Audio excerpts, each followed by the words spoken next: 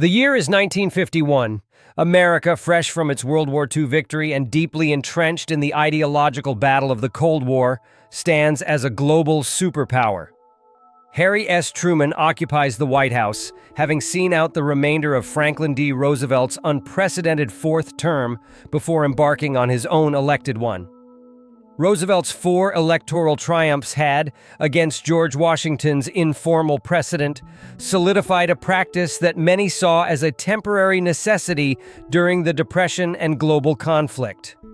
Yet, in our familiar timeline this very year, witnessed the ratification of the 22nd Amendment to the Constitution.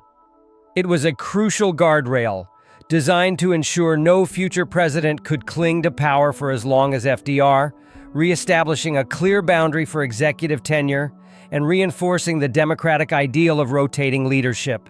But what if this pivotal amendment, intended to prevent potential overreach and ensure regular democratic renewal, had never gained traction? What if the 22nd Amendment, aimed at re-anchoring American democracy to its foundational principles of rotating power, simply failed to pass? Welcome back to What If? And today, we're plunging even deeper into a nation where the ultimate check on presidential power, a finite term, never fully materialized, forever altering its destiny. Our point of divergence remains that pivotal year, 1951. The political will for the 22nd Amendment, while strong among some Republicans wary of another FDR-like figure, simply wasn't cohesive enough to overcome multifaceted resistance.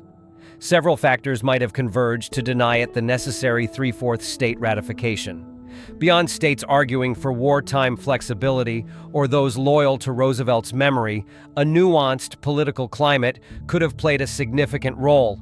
Many Southern Democrats, still holding considerable power and often wary of anything seen as a federal overreach, might have quietly opposed it, fearing it could set a precedent for other federal interventions, even if their party leader, Truman, nominally supported it. The nation was deeply engrossed in the Korean War and the escalating Cold War. Domestic legislative matters, especially ones seen as largely symbolic by some, might have simply failed to capture enough widespread urgency and attention among state legislators. States in the industrial North and West, which often benefited from stronger federal programs and centralized leadership during the Depression and World War II, might have been less inclined to hamstring future presidents. A minority view, perhaps championed by some foreign policy hawks, could have argued that limiting a president's tenure during an emergent Cold War was short-sighted and could weaken America's standing on the global stage, denying it consistent leadership when needed most. Ultimately, the amendment either stalls in too many state legislatures or fails in a handful of key votes. The outcome isn't a national outcry, but a quiet, almost overlooked non-event that forever changes the course of American history. The informal tradition of 2 terms endures, a polite nod to Washington's wisdom, but it is precisely that, an unwritten custom, now explicitly not a constitutional mandate. This failure doesn't cause an immediate earthquake. Rather, it sets in motion a profound, slow-motion shift in the very tectonic plates of American political power. The immediate impact is a fundamental, almost imperceptible change in the nature of the presidency itself. The quadrennial presidential election, once a clear reset button for executive power, now contains an unspoken, unsettling possibility. The incumbent might never leave. While many presidents might still adhere to the 2-term tradition out of respect for Washington's legacy, the sheer exhaustion of the office, or an eventual decline in popularity, the option for a 3rd, 4th, or even 5th term would always be on the table. This would radically remap the political calculations for every incumbent. A popular president, especially during times of crisis or perceived national unity, could realistically pursue indefinite tenure, no longer constrained by an artificial limit. This new reality would cast a long, ever-present shadow over every political decision, every piece of legislation, and every public statement, fundamentally altering the strategic game of American politics. Let's expand on how this absence of limits might have reshaped the arcs of subsequent presidencies, transforming well-known historical figures into very different leaders and creating entirely new political landscapes. Consider Dwight D. Eisenhower, a figure whose unparalleled popularity stemmed from his military hero status and his ability to project a calming, grandfatherly presence. In this timeline, after 2 highly successful terms, a national clamor might arise for him to stay. Leveraging his unwavering popularity, supreme military authority, and trusted centrist appeal, Eisenhower easily secures a 3rd term in 1960, perhaps even a 4th in 1964. A prolonged Eisenhower presidency would have profound implications for Cold War strategy, potentially forging stronger, more enduring alliances or developing more decisive long-term strategies regarding Soviet expansion. The Bay of Pigs invasion, for instance, might never have happened, or if it did, its aftermath might have been handled with a more experienced and less impetuous hand. While his fiscal conservatism and warnings against the military-industrial complex might have gained more traction, ironically, his extended tenure could have seen that very complex deepen its roots. Eisenhower's cautious approach to civil rights would have remained dominant for much longer, potentially slowing the pace of the movement and leading to more prolonged legal battles as activists faced an entrenched, if generally well-meaning, executive unwilling to push for rapid, sweeping changes. The pivotal moments of the 1960s, like the March on Washington, might have occurred under a different political climate, perhaps less receptive to immediate legislative action. The early 1960s would be unrecognizable. If John F. Kennedy survived the assassination attempt in Dallas, his charismatic presence and boundless energy would suddenly have no fixed expiration date. Imagine a long-term Kennedy presidency potentially stretching into the 1970s. His youthful vigor and ambition could have driven an expansive domestic agenda. The space race, already a priority, might have received even greater long-term investment, perhaps leading to lunar colonies or even Martian exploration much earlier. His focus on social justice could have translated into a more deliberate, less tumultuous push for civil rights, potentially avoiding some of the fragmentation and radicalization seen in the latter half of the decade. The Great Society programs, in our timeline the hallmark of Lyndon B. Johnson, might have been integrated into a comprehensive multi-decade Kennedy vision, perhaps preventing some of the associated social upheaval as the nation rallied around a unified, sustained liberal agenda from a beloved figure. The most profound impact would be on Vietnam. A long-serving Kennedy might have committed deeper, viewing it as a long-term Cold War test, or, conversely, with more time and fewer re-election pressures, found a more decisive and perhaps earlier exit strategy. His personal stamp on the conflict's escalation or de-escalation would define a generation. Crucially, Lyndon B. Johnson's path to the presidency would be blocked indefinitely. His immense legislative prowess and dedication to civil rights might have found an outlet in the Senate, but the transformative presidency that defined his legacy in our timeline would simply not occur. This alters everything from voting rights legislation to Medicare and Medicaid. The early 1970s would test the very fabric of American governance without term limits. If Richard Nixon were to face the Watergate scandal without the added pressure of an impending electoral cycle limiting his ability to maneuver, or the ultimate constitutional end of his term, he might have clung to power with unprecedented tenacity. The constitutional crisis would have escalated to unimaginable heights. Nixon, with no mandatory end to his term, could have pushed executive privilege and defiance further, exhausting congressional and judicial checks through sheer endurance. This prolonged battle would have severely eroded public trust in all governmental institutions. The idea of a president seemingly above the law with no clear mechanism to remove him if he refused to resign could have plunged the nation into a profound democratic crisis, perhaps even leading to calls for constitutional conventions or widespread civil unrest. The political system might have been seen as fundamentally broken, unable to hold its most powerful figure accountable. Moving into the 1980s, the precedent of extended tenure would be firmly established. A figure as transformative and popular as Ronald Reagan, who ushered in an era of conservative resurgence, might have easily sought and won a third term in 1988, perhaps even a fourth in 1992. A prolonged Reagan presidency could have solidified conservative ideology within American politics to an even greater degree. His consistent push for deregulation, tax cuts, and a strong military might have been sustained for 2 decades, fundamentally reshaping the social safety net, environmental protections, and the federal judiciary. The collapse of the Soviet Union under a long-serving Reagan might have led to an even more pronounced unipolar moment for the U.S.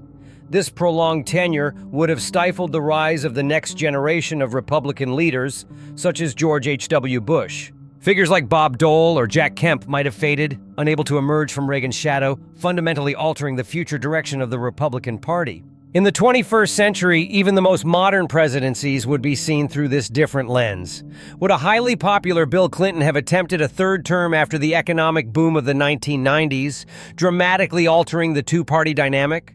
Would George W. Bush have felt compelled to stay during the height of the War on Terror, leveraging his wartime commander-in-chief status for indefinite tenure after 9/11? And what about Barack Obama, whose soaring approval ratings at times might have encouraged a third-term bid, deepening his legacy on health care and social policy, but perhaps leading to a fierce backlash from an already polarized opposition? The calculus for leaving office would be entirely personal, political, and strategic rather than constitutionally mandated, making every presidential departure a moment of immense speculation and internal party wrangling. The ripple effects would extend far beyond individual presidencies, profoundly altering the very institutional checks and balances designed to limit power. Congress, designed to be a co-equal branch, might find its influence steadily diminished by the sheer longevity and accumulated power of the executive. The legislative agenda would become even more dominated by presidential priorities.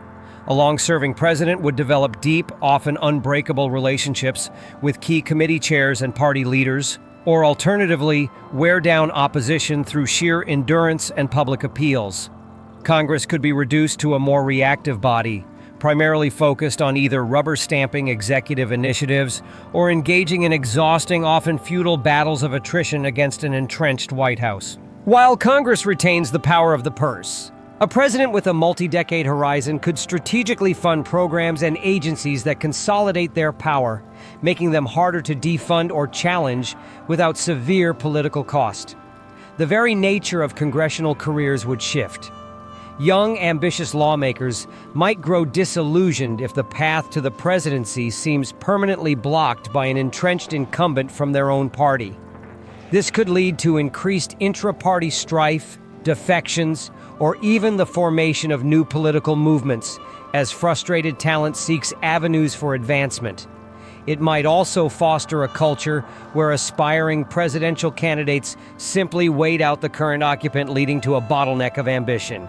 The federal judiciary would become a central battleground for ideological control in an unprecedented way. A president serving for 15, 20, or even 25 years could single-handedly shape the Supreme Court and federal appellate and district courts for generations. The court's ideological balance could become locked in for decades, reflecting the specific judicial philosophy of the long-serving president. This would fundamentally alter constitutional interpretation on issues ranging from civil rights to environmental law, economic regulation, and individual liberties. The concept of a living constitution might be entirely replaced by a static interpretation defined by a single president's appointees. While justices serve for life, the knowledge that their appointing president could remain in office for an extended period might subtly or even overtly influence their decisions or their willingness to challenge executive power. Public trust in the judiciary could erode if it's perceived as merely an extension of the executive's long-term political agenda rather than an independent arbiter of justice. The vast federal bureaucracy, from cabinet departments to regulatory agencies, would develop deeper, more ingrained loyalties to a long-serving president. Political appointees, once limited to 2 terms, could become permanent fixtures, consolidating control and implementing policies with unwavering consistency. This could lead to increased efficiency in carrying out presidential mandates, but also a potential lack of independent thought or dissent within the executive branch. The military, too, would operate under a single commander-in-chief for an extended period, fostering deep personal ties between the president and top brass, which could, in turn, lead to greater continuity in military strategy or, conversely, a reduction in critical internal dissent. The risk of the military becoming an instrument of an entrenched executive, rather than serving the nation as a whole, would be a constant concern. The public's very perception of leadership would undergo a profound transformation. The romanticized ideal of the citizen president, who serves a temporary term and returns to private life, might completely erode. The idea of a president as a temporary steward, a rotating figure embodying democratic renewal, might be replaced by a more dynastic or entrenched view of the office, almost akin to a perpetual prime ministership, but with the added ceremonial and direct executive power of the U.S. presidency. This could lead to a public that becomes either deeply comfortable with or deeply cynical about the continuity of leadership. Younger generations, never having known a world with regular presidential transitions, might view the office with a different mix of reverence and resignation. Presidential campaigns, instead of being quadrennial events with a clear end, might feel like more permanent struggles for power. Incumbents would be constantly campaigning for their continued tenure, blurring the lines between governing and perpetual re-electioneering. The always-on nature of a potential perpetual presidency would exhaust the public and the media. Every gaffe, every policy proposal, every international trip would be viewed through the lens of ongoing re-election, leading to an even more intense and perhaps less substantive political discourse. With the stakes so incredibly high, the potential for indefinite rule by the opposing party, partisan divides would likely deepen, leading to even more aggressive political attacks, uncompromising stances, and less willingness for bipartisan compromise. The political system might become a zero-sum game with no clear end. The media would be in a constant state of hyper-focus on the incumbent, scrutinizing every move. However, they might also face increased pressure from a long-serving administration, potentially through subtle means, access, leaks, or more overt ones, risking being shut out if their coverage is too critical. This could subtly erode press freedom over time. Perhaps the most insidious consequence would be the subtle erosion of unwritten democratic norms. The peaceful transfer of power, the willingness to step aside when the time comes, and the belief in the regular renewal of leadership are cornerstones of American democracy.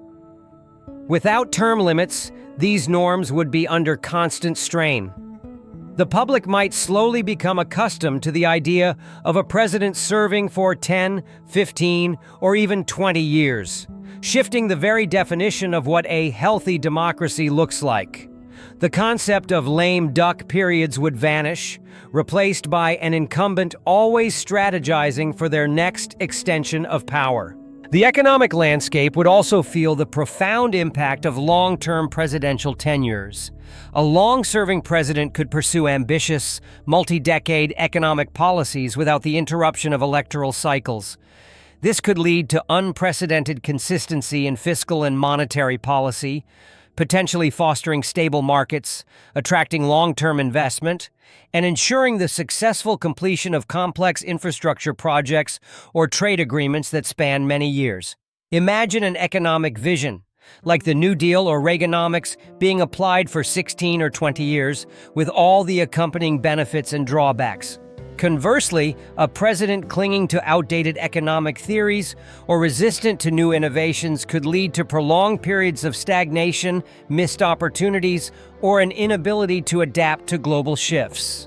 Without the regular shakeup of new administrations bringing fresh perspectives and correcting course, economic policy might become ossified, failing to respond effectively to new challenges or technological revolutions. The lack of fresh ideas could stifle entrepreneurial spirit if established industries are favored for too long.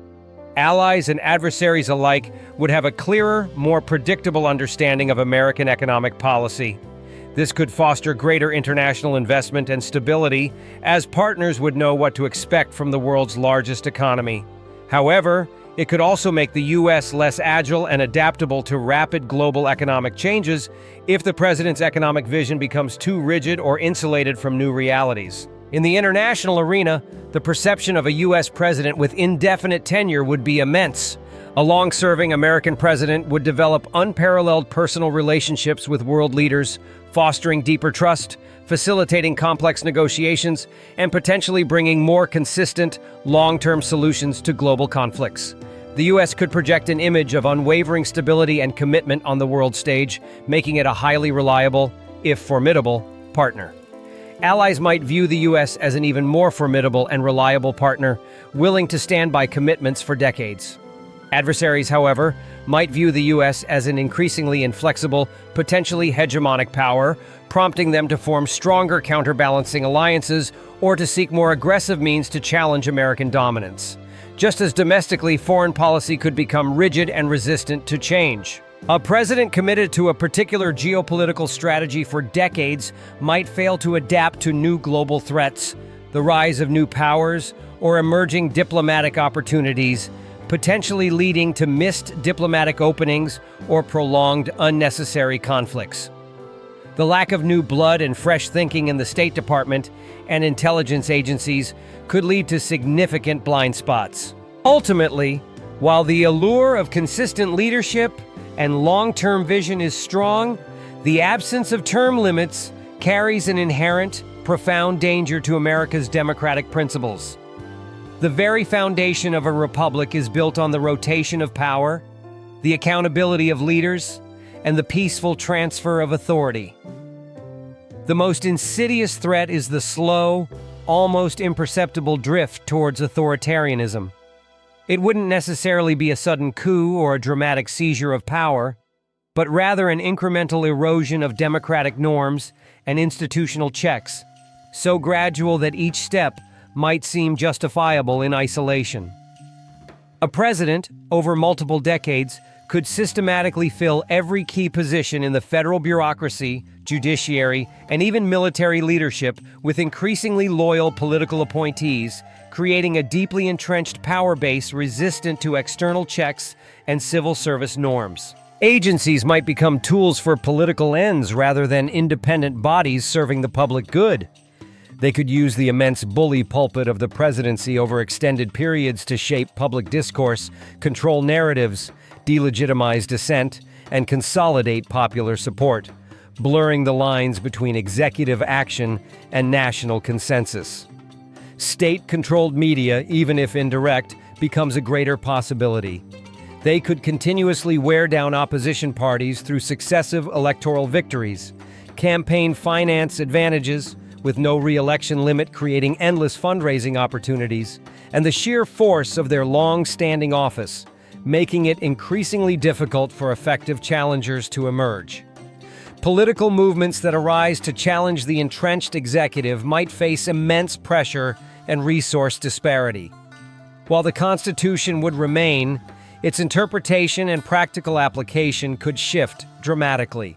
A long-serving president might continually push the boundaries of executive orders, executive privilege, and emergency powers to an unprecedented degree. This would chip away at the separation of powers, gradually centralizing authority in the Oval Office until the system of checks and balances becomes a historical artifact rather than a living, breathing mechanism. Even voting rights could be subtly influenced through various administrative means to favor the incumbent's longevity. The wrong leader, capitalizing on the lack of limits and perhaps times of national anxiety or crisis, presents the ultimate nightmare scenario. A charismatic but deeply autocratic figure who, over decades, systematically dismantles democratic safeguards, transforms the presidency into a de facto lifetime appointment, and fundamentally alters the nature of American governance from a republic of laws to a personalized rule. The safeguards put in place after FDR's long tenure would have been proven vital in hindsight.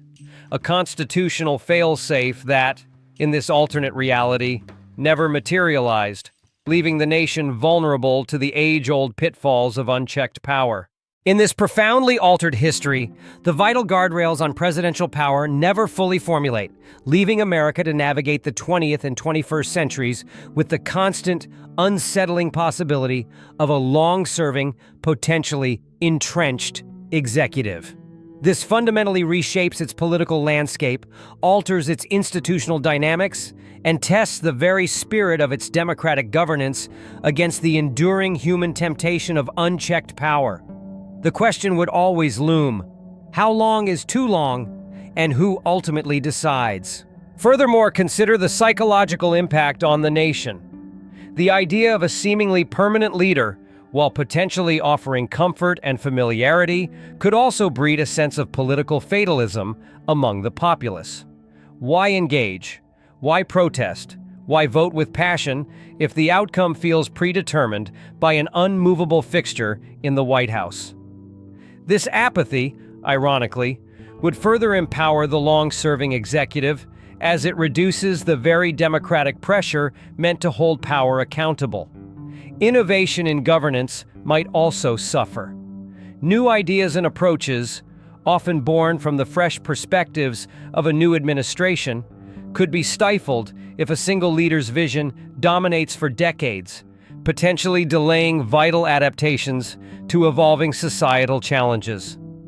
The very dynamism of American democracy, its capacity for reinvention and renewal through regular transitions of power, would be profoundly diminished.